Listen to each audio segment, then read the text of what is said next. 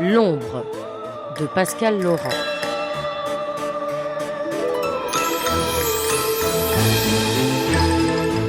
Une fiction réalisée et mise en bouche par l'auteur.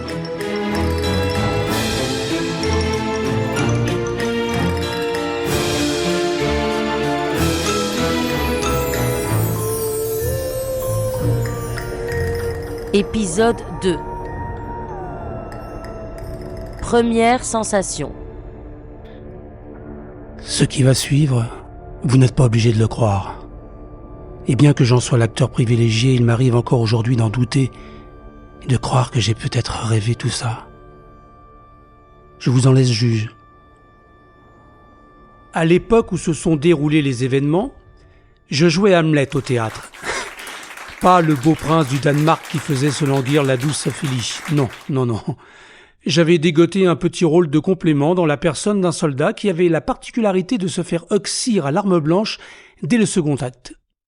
J'avais même failli vraiment mourir, après qu'un figurant du nom de Liupak, qui veut dire andouille en tchèque, ait trouvé malin de bloquer à l'aide d'un éclat de bois le manche du fameux couteau à lame rétractable qui avait déjà servi à poignarder 3 Polonius, une demi-douzaine de Jules César, Brutus inclus, et une Juliette Capulet enceinte, dans une version très controversée et qui avait fait couler beaucoup d'encre. Là, c'est mon sang qui avait coulé. En abondance. Heureusement, la lame avait glissé le long de la 3e côte flottante avant de se ficher dans une petite artère. Je m'étais quand même retrouvé sur le plateau gisant dans une mare rougeâtre. Dégueulasse, berk. Ce soir-là, la presse, unanime, avait cru bon de saluer l'avant-gardisme de la mise en scène. Autant pour le réalisme cru dont elle avait fait preuve, que par l'engagement intense des comédiens jusque dans les plus petits rôles.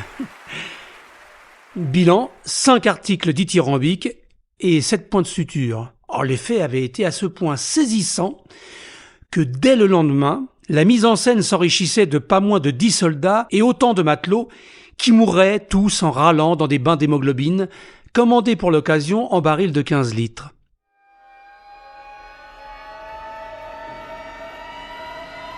Et puis, ça a commencé. Le 27 juin, très exactement. Ce fameux soir, alors que je faisais une grille de mots fléchés particulièrement ardue de force 1 côté jardin, j'ai ressenti un souffle glacé sur ma nuque et une présence si forte près de moi que celle-ci m'a chassé des coulisses dans un état de terreur indescriptible. Je suis entré en scène un acte trop tôt, exactement à la scène 5 où Hamlet s'entretient avec le spectre de son père. Cela m'a causé un second choc. Et c'est à peine si j'ai réussi à balbutier quelque chose comme « l'on pourrait traduire par « Il y a un fantôme en coulisses, au secours !» Lors de cette représentation, je ne m'étais pas fait poignarder. Mais ma carrière avait été sérieusement compromise. J'avais dû faire amende honorable en offrant une caisse de champagne aux metteurs en scène et aux techniciens. Grâce à cette petite attention qui m'avait pratiquement ruiné, j'avais pu continuer à jouer dans la pièce. J'avais besoin de cachet pour renouveler mes droits. Mais je n'ai jamais pu oublier cette sensation de froid qui m'a parcouru la nuque, comme si une main glacée avait voulu m'étrangler avant de me précipiter dans les ténèbres. J'exagère à peine, la pétoche de ma vie. Une seule fois, alors que j'étais plus jeune, j'avais ressenti une frayeur similaire. C'était l'année de mes 8 ans. Je vais vous en toucher 2 mots parce que ça vaut quand même son pesant de cacahuètes. Comme tous les étés jusqu'à mes 14 ans, année où j'ai décidé que dorénavant, si je travaillais pendant mes vacances, ce serait pour empocher l'argent de mon labeur, je m'escrimais pour la beauté du geste à rentrer les foins ou biner les pommes de terre chez mon oncle et ma tante qui vivaient dans la Sarthe, près de la Ferté-Bernard. Les parents de ma tante, de vieux paysans bourrus et analphabètes, qu'on m'avait assignés comme mes grands-parents, bien que je n'ai jamais pu me faire à cette idée, tenaient les rênes de l'exploitation agricole d'une poigne de fer. Particulièrement la grand-mère, la sorcière qui pique, comme on l'avait surnommée avec mes frangins, après qu'elle nous eut copieusement fouettés sur les bras et les cuisses avec une poignée d'ortie. Mémorable fessée qu'il nous arrive d'évoquer encore aujourd'hui tels d'anciens combattants. Comme tous les enfants de mon âge, immergés pendant de longs mois en milieu rural, j'aimais observer les différents travaux de la ferme et me rendre utile. Ce que j'aimais par-dessus tout, c'était la tournée de récolte des œufs. Ma sœur Geneviève et moi, on était devenus des vrais champions et on connaissait par cœur toutes les cachettes, même celles des poules les plus retorses. Au cours de notre tournée, on devait obligatoirement passer le long du bâtiment principal du corps de ferme, devant une porte double en chêne d'où s'échappaient d'horribles grognements étouffés et une puanteur infernale. Notre oncle nous avait dit un jour que c'était l'antre d'un dragon qui s'appelait Gros Porc et qu'il mangeait les enfants désobéissants. Bien entendu, on ne croyait pas vraiment au dragon. Mais ce qui se cachait derrière la porte nous faisait suffisamment peur pour qu'on s'en tienne prudemment à l'écart. J'étais également fasciné par l'élaboration de la crème obtenue par brassage dans une baratte à beurre à l'ancienne. Ce jour-là, allez savoir pourquoi, je m'étais mis en tête de tourner seul la baratte pour avancer le travail. Mais celle-ci n'était pas fermée, et au premier tour de manivelle, le peu de crème qui restait au fond de la cuve s'était étalé sur le plancher. La sorcière qui pique était alors entrée dans une colère comme seules les personnes dépourvues de sens commun sont capables de le faire. Elle m'avait attrapé par les cheveux et m'avait fait traverser la cour de la ferme en me traînant comme un sac de pelure jusque devant la porte de Gros Porc. Sans penser une seconde à la portée de son acte, la vieille avait ouvert la porte et m'avait expédié manu militari dans l'antre nauséabonde du monstre avant de refermer la porte. Moi, pauvre être innocent qui, quelques instants auparavant, riait de la vie en toute insouciance, je me retrouvais soudainement catapulté au cœur du néant. Debout, cerné par les ténèbres, les jambes se dérobant sous moi, j'avais entendu alors une chose haletante et énorme se déplacer dans ma direction. C'est là que pour la première fois de ma vie, j'ai vraiment cessé de respirer et que j'ai compris le sens du mot apnée. J'ai reculé le plus silencieusement possible, senti un mur dans mon dos et je m'y suis plaqué de toutes mes forces comme pour y disparaître, m'y incruster tout entier. Il y en a qui auraient aimé être une petite souris dans ce genre de situation. Moi, j'aurais voulu être une affiche.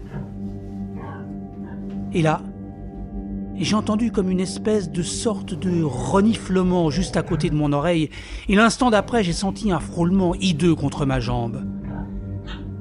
Si vous n'avez jamais entendu un vrai hurlement de terreur, vous auriez dû l'entendre celui-là. Dommage que je n'ai pas pu l'enregistrer. Un hurlement de chez hurlement à s'en déchirer les poumons et la gorge. J'ai dû flanquer une frousse au cochon car il s'est mis à courir dans tous les sens et à beugler comme un veau. Ce qui, pour un cochon, est un exploit qui n'a, je crois, encore jamais été égalé. Le cochon et moi, on faisait un concours à celui qui gueulerait le plus fort. Je n'ai jamais su qui avait gagné car la porte s'est ouverte et c'est ma mère qui m'a recueilli, affolée et en larmes, dans ses bras chauds. C'est la seule et unique fois où j'ai vu ma mère dans un tel état de furie. Elle s'est mise à insulter copieusement la sorcière, lui disant qu'elle était totalement irresponsable et qu'il était criminel d'enfermer un enfant de 8 ans avec un cochon de 300 kilos, que le monstre aurait tout aussi bien pu le dévorer tout cru et qu'elle avait sans doute traumatisé son enfant à vie. Je n'ai pas compris tout de suite le sens du mot « traumatisé ». Et il m'a fallu arriver à l'âge adulte et de m'asseoir sur un divan à 90 € la séance pour en saisir toute la signification. Il faut dire que depuis cette aventure, je ne supporte plus de rester dans le noir total. Et j'adore avec une veilleuse allumée de chez Nature et Découverte. Très sympa, avec des étoiles et des constellations, et tout ça. Et j'ai une sainte horreur du porc sous toutes ses formes. Il m'arrive encore d'avoir des sueurs froides devant un simple pot de rillettes.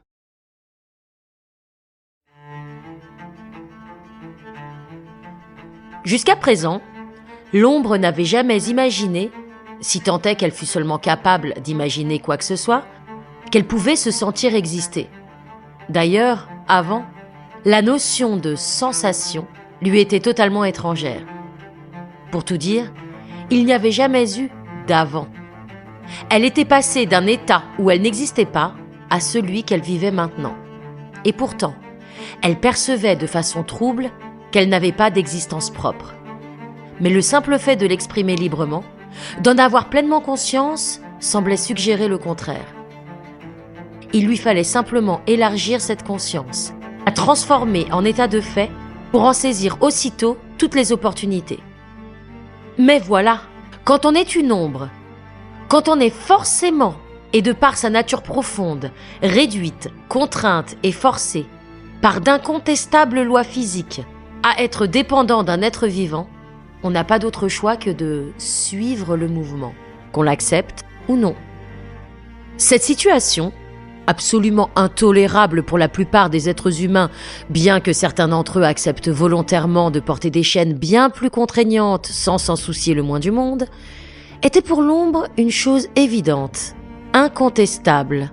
Et même si elle sentait parfois une certaine autonomie, elle savait, aussi sûrement qu'un chat sait qu'il n'est pas fait pour l'eau, qu'elle était liée par contrat physique à ce corps qui, l'instant auparavant, agonisait en râlant devant une assemblée de personnes qui se frappaient les mains les unes contre les autres dans le seul but, apparemment, de faire le plus de bruit possible. Cela n'allait pas l'empêcher de rentrer en contact avec l'être qu'elle représentait. Mais comment s'y prendre ? Après réflexion, ce qui pour une ombre était déjà un exploit en soi, elle opta pour une approche délicate et progressive. D'abord, faire prendre conscience à son support qu'il n'était pas seul. Elle trouverait bien le moyen de faire sentir sa présence d'une manière ou d'une autre. Dès que l'occasion se présentera, se dit-elle, avant de se fondre dans l'ombre de grands nuages gris qui venaient de faire leur apparition et annonçant, comme un présage, l'âpreté des temps à venir.